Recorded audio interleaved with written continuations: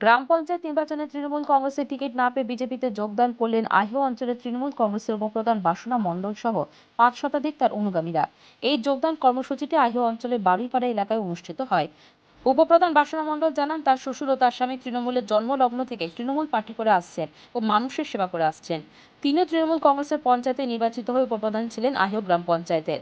পঞ্চায়েত নির্বাচনে তৃণমূলের পক্ষ থেকে তাকে টিকিট দেওয়া হবে বলে জানানো হয়েছিল, কিন্তু বুধবার তৃণমূলের প্রার্থী তালিকায় তার নাম না থাকায় তিনি ক্ষোভে ফেটে পড়েন বাসনা মণ্ডল ও তার অনুগামীরা এবং বিজেপির জেলা ও মণ্ডল নেতৃত্বের উপস্থিতিতে তার অনুগামীদের নিয়ে বিজেপিতে যোগদান করেন।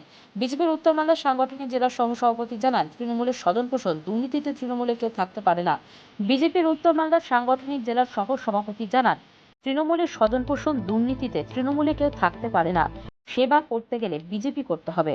আমি এই জনগণকে দেখছি, তৃণমূলের যে অপশাসন, তৃণমূলের যে দুর্নীতি, তৃণমূলের যে স্বজন পোষণ, সেখানে কোনো মানুষ থাকতে পারে না। যারা মানুষের সেবায়, মানুষের পাশে থেকে কাজ করতে চায়, তারা কোনোদিনও এই টিএমসি পার্টিতে থাকতে পারবে না। তাদের সবাইকে আস্তে আস্তে ভারতীয় জনতা পার্টির পতাকার নিচে আসতে হবে। তাদের যদি সোশ্যাল ওয়ার্ক করার ইচ্ছা থাকে, গ্রামের মানুষ তথা এলাকার মানুষের উন্নয়ন, মানুষের সুখে দুঃখে পাশে থাকার জন্য অবশ্যই ভারতীয় জনতা পার্টি সকলকেই করতে হবে। তার ফলে টিএমসিতে থেকে এই স্বজন পোষণ নীতি, এই নীতিতে আমরা কেউ বিশ্বস্ত না।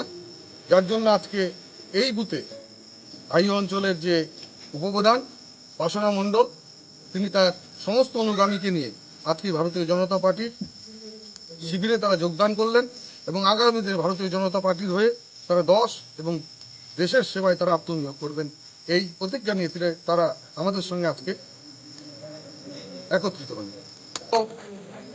বক্সিনগরে 12ই পাড়াতে এখানে দুটো ওয়ার্ড, একসঙ্গে দুটো মেম্বার দ্বারা কতজন জয়েন একটা ওয়ার্ড দুটো মেম্বার। এখানে প্রায় আজকে শৌচালয়ের উপরে প্রায় 500 জনের কাছাকাছি এলাকার মানুষ আজকে একত্রিত হয়ে ভারতীয় জনতা পার্টির পতাকা তারা তুলে তুলে আগামী দিনে তারা ভারতীয় জনতা পার্টি করবেন, এই প্রতিজ্ঞা তারা আজকে এখানে করবেন।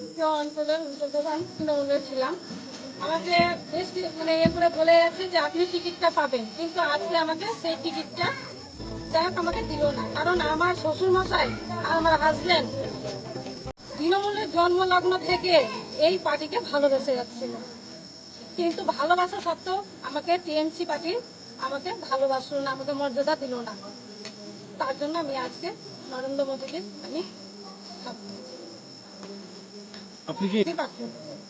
আমি দেখাতে চাই যে টিএমসি আমাকে পছন্দ করলো না, কেন পছন্দ করলো না সে জবাবটা আমি যেন দিতে পারি।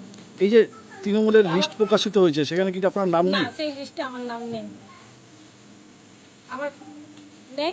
আমার স্বার্থে ওটা গ্রামবাসী, আমার ওয়ার্ডের যত লোক আছে সব লোক আমার সাথে সাথ দিয়েছে, গ্রামবাসী আমার সাথ দিয়েছে। আমি কেন টিকিটটা পেলাম না, তুমি যেই দল থেকে দাঁড়াবে না সেই দলে আমি তোমাদের কাছে আসি। আমি দলটাকে বলতে আমি এই নরেন্দ্র মোদী দিয়ে আমি দলটাকে বেছে নিলাম। কতজন এখানে জয়েনিং করলো আপনাকে নিয়ে?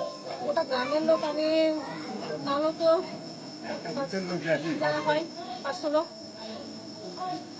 একসাথে। এখন আপনার লক্ষ্য কি থাকবে?